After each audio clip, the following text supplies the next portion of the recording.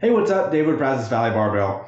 Today we're going to be talking about what was basically the best squat session, the best squat workout of my entire life here, and basically what I've been doing in training to make that better. So some of my past videos have been about some of the things that I've been doing as far as my stance, some of, creating tension, and a lot of the physical things that I've been doing that I think are making my squat better, some of the variations I've been using. But today I wanted to talk more about programming and some of the coaching stuff that I do for myself and for a lot of my athletes that basically manifested itself here and turned out to create a really, really good block for my squatting. So without trying to get, I'm not gonna talk too much about specifics as far as the design that I've been doing. I've covered that in a lot of my other videos.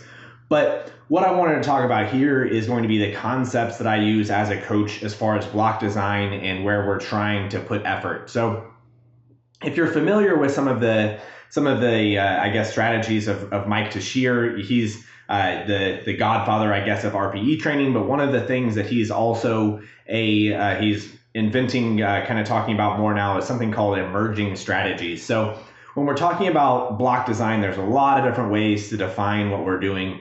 So an easy way to look at mine would be that generally I use a block structure with linear periodizations from week to week and a daily undulating periodization in the weekly structure. So that's a kind of a broad scope of what's happening, but I also use a whole lot of what Mike would be considering the emerging strategies, meaning that as lifters, we have what's on paper. I have written progressions for the most part, but as athletes, as lifters, we're looking for places that we really feel like our strength is improving from the training that we're doing. And then those places we're pushing and we're hopefully following those progressions and letting the essentially the training and the programming emerge from what we're writing. So I do it a little bit differently than Mike. I don't want to say that exactly what I'm doing is emerging strategies, but I'm using what I've learned, what I've gathered from the information that he's put out, and taking my own little spin on it. So in the squat program that I've been doing, or just the total program that I've been doing, it's been mainly focused on squatting. But this day is the pause triple day that I was kind of through training. This is the day that seemed to be excelling the most during the block. So what it led up to is this set right here was a pause triple at 285 kilos or 628 pounds, which is only 7.5 kilos underneath my best competition squat. So this was a tremendous increase over my squatting, even from nationals, that I've gotten a ton of success with. And a lot of that is something that you're not going to accomplish by just following something that's totally on paper. So RPE is supposed to give you opportunities to push those things and tell you, if we have a squat single or a squat triple in this case at 8 or 9 or whatever, tell you to go heavier than what is actually written. But I think we can take that a bit further and think of it as a weekly design more so than even just the acute day.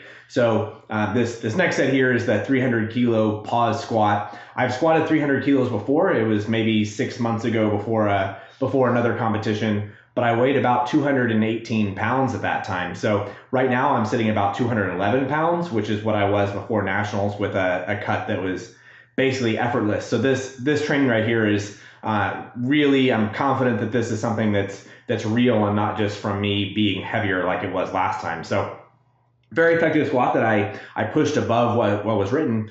But when we're talking about emerging strategies and choosing what we're wanting to push throughout the week, we're still going to be following the RPEs that are designed on paper, following some of the percentages.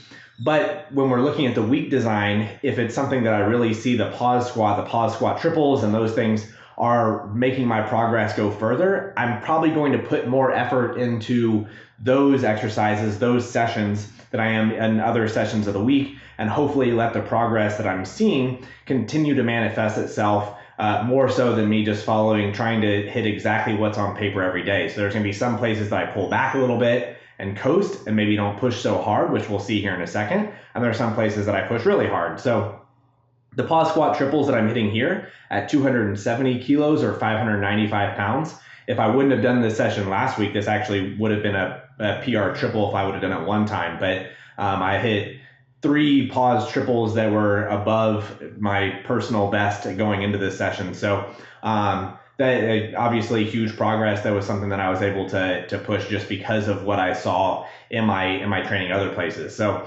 the safety bar squats, this weight is actually the same as what I did last week. And I did that because I think this is something that I'm getting good work in. I started progressing these early in the block, and I got to a point that I felt like if I pushed further, it was going to impact my recovery a little bit negatively, and these were still giving me solid effort.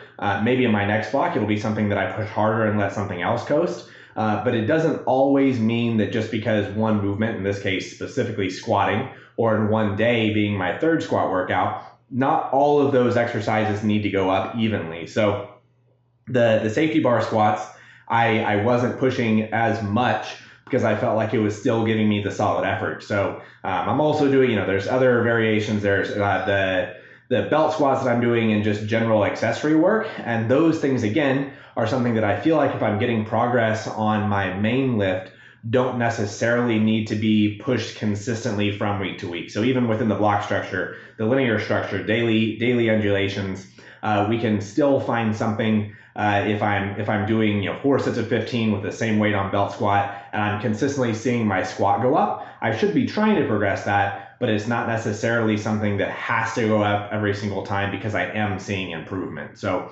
as a lifter, we need to think critically and be able to zoom out a little bit and get a good picture of what's going on. And I think that way we can really create a lot more productive training. So hopefully this video was helpful. As always, subscribe to the channel, give me a thumbs up, and we'll see you next time.